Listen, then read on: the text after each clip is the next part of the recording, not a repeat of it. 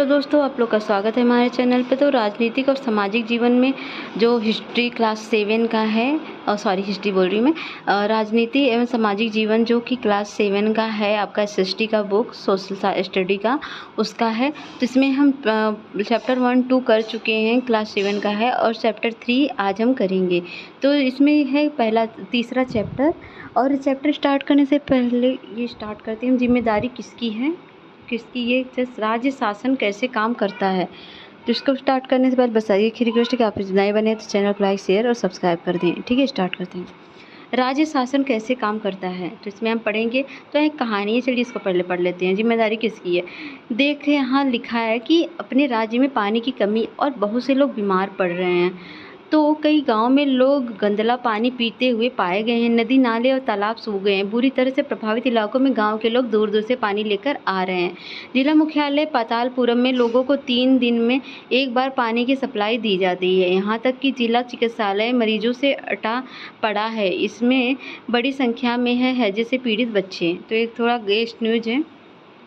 तो राज्य शासन कैसे काम करता है, पिछले वर्ष हमने यह चर्चा की, मतलब पिछले चैप्टर जो क्लास 6 में, कि 3 स्तरों पर काम करता है। कौन? सरकार। स्थानीय, राज्य और केंद्र पर। स्थानीय स्तर पर, राज्य स्तर पर और केंद्र स्तर पर। हमने कुछ विस्तार के साथ स्थानीय शासन के कार्य के बारे में जी जाना था। इस अध्याय में हम जानेंगे कि राज्य स्तर पर शासन कैसे काम करता है। लोकतंत्र में राज्य का शासन किस तरह किया जाता है। विधानसभा सदस्यों और मंत्रियों की क्या भूमिका है। लोग शासन के सामने अपने विचार कैसे रखते हैं या किसी कार्य की मांग कैसे करते हैं। हम इन प्रश्नों पर विचार करने के लिए स्वास्थ्य का उदाहरण देते हैं। तो यहाँ पर देखेंगे हम एक कहानी, जिसमें एक ये लोग का, ठीक है, पढ़ लीजिएगा अगर आपको जानना है। तो विधायक कौन होता है, तो एक बार मैं इस कहानी को पढ़ देती हूँ। वहाँ तक आपने पढ़ा था, एक बच्ची जो न्यूज़ पढ़ रही थी। तो जिला मुख्यालय पतालपुरम लोगों को 3 दिन में एक बार पानी की सप्लाई दी जाती है। यहाँ की जिला चिकित्सालय मरीजों से अटा पड़ा है। इसमें बड़ी संख्या में हैजे से पीड़ित बच्चे हैं। टीवी पर समाचार बताया गया है कि हैजे से 10 लोगों की मृत्यु हो गई। क्या ऐसा हो सकता है? क्या कोई सचमुच इससे मर सकता है? तो दूसरी बोलती है, क्या पता, बस मुझे ना हो तो मतलब मुझे ना हो जाए बीमारी। मेरी मम्मी ने कहा कि बाजार में कुछ ठंडा नहीं पीना है। और आज सुबह उन्होंने अपना एक भाषण मुझे सुना दिया, जिनमें उन्हें सेहत की जिम्मेदारी संभालनी चाहिए, सिरीन ने कहा। तो रुक जाओ, यहाँ पर किसी ने रोका। फिर रैली के कारण यहाँ सड़क बंद है। रैली वालों ने विधायक के घर पर घेराव कर लिया है। सचमुच, लेकिन ऐसा क्यों? उन्होंने कुछ कर दिया क्या? तो यहाँ पर हाँ, ये लोग तो उस काम पर गुस्सा दिखा रहे हैं जो उन्होंने नहीं किया है। और हम यह मांग करते हैं कि अधिकारी तुरंत स्वास्थ्य की स्थिति का नियंत्रण पाने के लिए कदम उठाएं। हमारे विधायक को इसकी जिम्मेदारी लेनी पड़ेगी।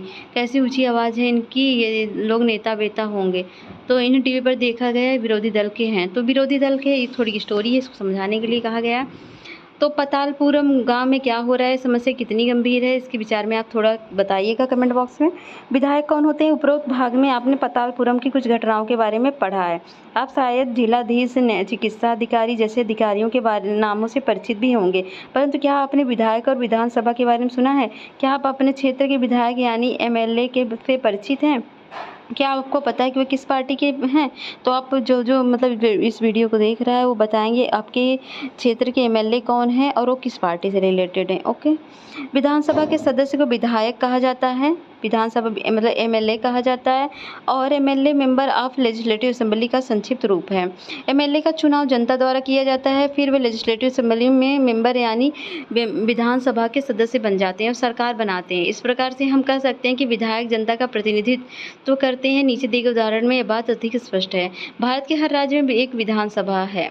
हर राज्य कई निर्वाचन क्षेत्रों में बटा हुआ है। उदाहरण के लिए यहाँ दिए गए मानचित्र देखिए, आप यहाँ देख सकते हो, उत्तर प्रदेश भी है, मध्य प्रदेश से तमिलनाडु सब कुछ है। हिमाचल प्रदेश में 68 निर्वाचन क्षेत्र में बांटा गया है। हर निर्वाचन क्षेत्र में जनता एक प्रतिनिधि चुनती है जो विधानसभा का सदस्य यानी विधायक बन जाता है। आपने ध्यान दिया होगा कि चुनाव में लोग अलग अलग पार्टियों के नाम से खड़े होते हैं, इसलिए वे विधायक अलग अलग राजनीतिक दलों के होते हैं। जो लोग विधायक होते हैं मंत्री या मुख्यमंत्री कैसे बन जाते हैं, या जिस राजनीतिक दल के विधायक आधे से अधिक में निर्वाचन क्षेत्रों में जीत जाते हैं, राज्य में उस दल को बहुमत से माना जाता है। मान लो 2 पार्टी है और जिसके विधायक ज़्यादा जीतेंगे तो वो पार्टी बहुमत से सत्ता में आएगी, और विरोधी जो जो थोड़ी बड़ी पार्टी होगी हारने वाले मतलब जीतने वाले के बाद वो विरोधी पक्ष दल बनता है। उदाहरण के लिए हिमाचल प्रदेश की विधानसभा में 68 निर्वाचन क्षेत्र हैं और इसमें क्या अधिक तो विभिन्न राजनीतिक दलों के उम्मीदवारों ने 2017 का विधानसभा चुनाव जीता और विधायक बन गए।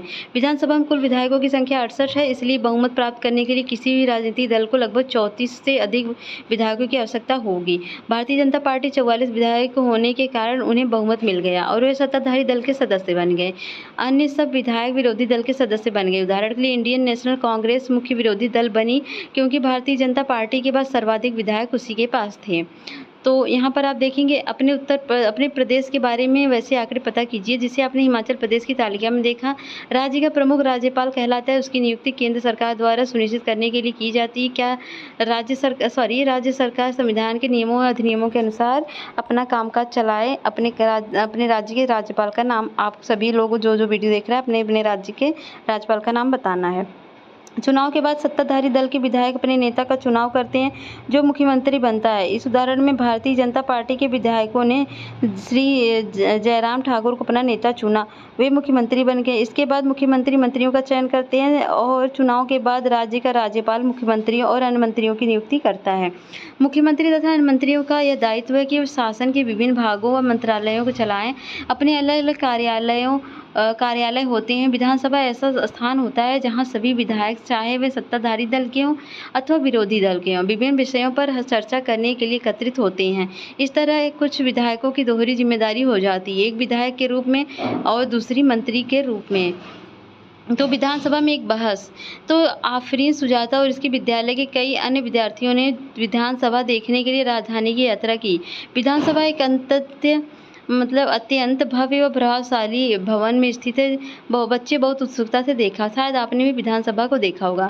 मुख्यमंत्री तथा मंत्रियों को निर्णय लेने और सरकार चलानी होती है विधानसभा में। हम प्रायः उन निर्णयों के बारे में सुनते हैं या समाचार चैनलों अथवा समाचार पत्रों में उन्हें देखते व पढ़ते हैं। हालांकि जो भी निर्णय लिए जाते हैं उन्हें विधानसभा के सदस्यों द्वारा अनुमोदित किया जाता है। लोकतंत्र में विधानसभा सदस्य मंत्रियों व मुख्यमंत्रियों से प्रश्न पूछ सकते हैं, किसी महत्वपूर्ण विषय पर बहस कर सकते हैं और निर्णय ले सकते हैं कि धन कहाँ खर्च किया जाना चाहिए। इस तरह का मुख्य अधिकार उन्हीं का होता है। विधायक 1 और विधायक 2। अखंड गांव के मेरे निर्वाचन क्षेत्र में पिछले जैसे 2 विधायक के बारे में दी गई कैसे वो डिबेट करते हैं। अखंड गांव में मेरे निर्वाचन क्षेत्र में 3 हफ्तों से हैजे कर 15 लोगों की मृत्यु हो चुकी। मेरे विचार में सरकार के लिए बड़ी शर्मनाक स्थिति है। वह सरकार जो अपने को प्रौद्योगिकी में सर्वश्रेष्ठ घोषित कर रही है, जैसे साधारण बीमारी को रोकने में असफल रही है। मैं स्वास्थ्य मंत्री का ध्यान इस ओर आकर्षित करना चाहूँगा कि वे स्थिति को नियंत्रण में लाने के लिए तत्काल जरूरी कदम उठाएं। दूसरा विधायक ये कहता है, मेरा प्रश्न है कि सरकारी अस्पतालों की दशा इतनी खराब क्यों है। सरकार जिला अस्पतालों में डॉक्टरों और चिकित्सा कर्मचारियों की ठीक से नियुक्ति क्यों नहीं कर रही है। मैं यह भी जानना चाहूँगा कि सरकार इस स्थिति का सामना किस प्रकार करने जा रही है, तो जिससे लोग बड़ी संख्या में प्रभावित हों और संख्या बढ़ती जा रही है। अब यह महामारी का रूप ले चुकी है। विधायक तीसरा कहता है, मेरे निर्वाचन क्षेत्र तोल पट्टी में भी पानी की कमी एक गंभीर समस्या है। औरतों को पानी लाने के लिए 3-4 किलोमीटर तक चलना पड़ता है। मैं जानना चाहूँगी कि पानी पहुँचाने के लिए कितने टैंकरों को काम में लगाया जाए, कितने कुओं तालाबों की सफाई करवाकर उन्हें संक्रमण मुक्त किया जाए। तो चौथा विधायक कहता है, मुझे लगता है कि मेरे साथी समस्या को बढ़ा चढ़ाकर बता रहे हैं। सरकार ने स्थिति को नियंत्रण में लाने के लिए कदम उठाए हैं। पानी के टैंकरों को काम में लगा दिया है। ORS के पैकेट बांटे गए हैं। सरकार लोगों की मदद के लिए भरसक प्रयास कर रही है। और पांचवां विधायक कहता है, हमारे अस्पतालों में सुविधाओं की हालत बहुत खस्ता है। कई ऐसे अस्पताल हैं जिनमें कोई डॉक्टर नहीं है और कई चिकित्सा कर्मचारी पिछले कई सालों से नियुक्त की ये शर्मनाक स्थिति की मेरे ख्याल से हालत बद से बदतर होते जा रहे हैं। हम यह कैसे सुनिश्चित करने वाले हैं कि प्रभावित क्षेत्र के सब परिवारों तक ORS के पैकेट पहुंचाए जाएं। विधायक छठवां कहता है, विरोधी पक्ष के सदस्य बिना वजह ही सरकार पर दोषारोपण कर रहे हैं। पिछली सरकार ने सफाई पर कोई ध्यान नहीं दिया था, अब हमने कई वर्षों से चारों तरफ तो ये आप संसद भवन में देख सकते हैं। इस तरह की डिबेट में इस पर क्या जाऊँ। सुशासन कार्य प्रणाली के बारे में बात करते हैं। केवल विधानसभा में सरकार के काम के बारे में टीका टिप्पणी और सरकार की कार्रवाई करने की मांग नहीं की जाती है। आप नियमित रूप से अखबारों, टीवी चैनलों और मीडिया के द्वारा इन सब मुद्दों को उठाते हुए देखे होंगे। विधानसभा में चर्चा होने वाले थोड़े समय बाद स्वास्थ्य मंत्री प्रेस वार्ता की जा गई, जिसमें विभिन्न समाचार पत्रों के प्रतिनिधि काफ़ी संख्या में आए और उन्होंने मंत्री और कुछ शासकीय अधिकारी भी उपस्थित थे। मंत्री ने सरकार द्वारा उठाए गए कदमों के बारे में बताया और इस प्रेस वार्ता में अखबारों के संवाददाताओं के बारे में किया। ये सब तो आम बातें हैं जो आप देखते ही रहते हैं।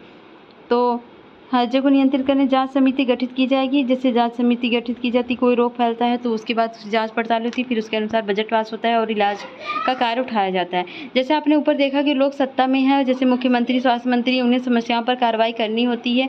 ये कार्य विभिन्न विभागों द्वारा करवाते हैं, जैसे लोक निर्माण विभाग द्वारा, कृषि विभाग द्वारा, स्वास्थ्य विभाग द्वारा, शिक्षा विभाग आदि। उन्हें विधानसभा में उठाए गए प्रश्नों का भी उत्तर देना होता है और प्रश्न करने वाले लोगों को आश्वस्त करना होता है कि उचित कदम उठाए जा रहे हैं। इसके साथ साथ समाचार पत्रों व माध्यमों में भी इन विषयों पर चर्चा होती है, जिसका उत्तर सरकार को देना होता है।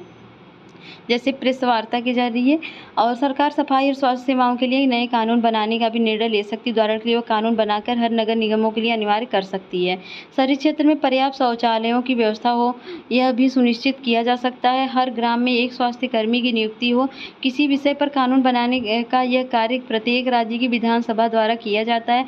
इसके पश्चात विभिन्न शासकीय विभाग इन कानूनों का क्रियान्वयन करते हैं और पूरे देश के लिए कानून संपदा बनाए जाते हैं। संसद के बारे में आप अगले वर्ष पढ़ेंगे। लोकतंत्र में विधायकों के रूप में जनता अपने प्रतिनिधि चुनती है। इस तरह का शासन मुख्यतः जनता का ही होता है। फिर सत्ता पक्ष के सदस्य सरकार बनाते हैं और कुछ सदस्यों को मंत्री बनाया जाता है। ये मंत्री सरकार के विभिन्न विभागों में प्रभारी होते हैं। ऊपर दिए गए उदाहरण में स्वास्थ्य विभाग इन विभागों द्वारा कार्य किया जाता है। इन्हें विधायिका या अनुमोदित स्वीकृति कराया जाता है। ये आप देख सकते हैं जन आंदोलन। तो ये आप स्कूल शिक्षा विभाग का काम बताएंगे, लोक निर्माण विभाग बताएंगे और कृषि विभाग का काम बताएंगे। वॉलपेपर की परियोजना क्या है? वॉलपेपर एक मज़ेदार गतिविधि है जिसके माध्यम से रुचि के किसी विषय पर शोध किया जा सकता है। यहाँ तो तस्वीरें दी गई हैं, वे कक्षा में वॉलपेपर बनाने के लिए विभिन्न पहलुओं को प्रस्तुत करती हैं। तो ये देख सकते हैं, ये होमवर्क है। तो शिक्षक द्वारा दिया गया एक वॉलपेपर का काम है जिसमें आप चार्ट बना के अपने काम को बता सकते हैं। तो ये रहा क्वेश्चन आपके लिए, जिसका आपको कमेंट बॉक्स में आंसर देना है। फिर टेलीग्राम का लिंक मिल जाएगा डिस्क्रिप्शन में, वहाँ से। निर्वाचन क्षेत्र प्रतिनिधि शब्दों का प्रयोग करते हुए स्पष्ट कीजिए कि विधायक कौन होते हैं, उनका चुनाव किस प्रकार होता है, कुछ विधायक मंत्री कैसे बनते हैं, स्पष्ट करना है। मुख्यमंत्री तरह मंत्रियों द्वारा किए गए निर्णयों पर विधानसभा में बहस क्यों होनी चाहिए, पातालपुरम में क्या समस्या थी, निम्नलिखित के विषय में बताना है आपको। ठीक है, ये रहे शब्द। निर्वाचन क्षेत्र का अर्थ क्या होता है? इसका तात्पर्य एक निश्चित क्षेत्र होता है जहाँ रहने वाले मतदाता अपना प्रतिनिधि चुनते हैं। उदाहरण के लिए यह कोई पंचायत का वार्ड या क्षेत्र हो सकता है जिसमें विधानसभा सदस्य चुनता है। बहुमत क्या होता है? इसका आशय ऐसी स्थिति है जब किसी समूह के आधे से अधिक संख्या में लोग का निर्णय उनके पक्ष में होता है।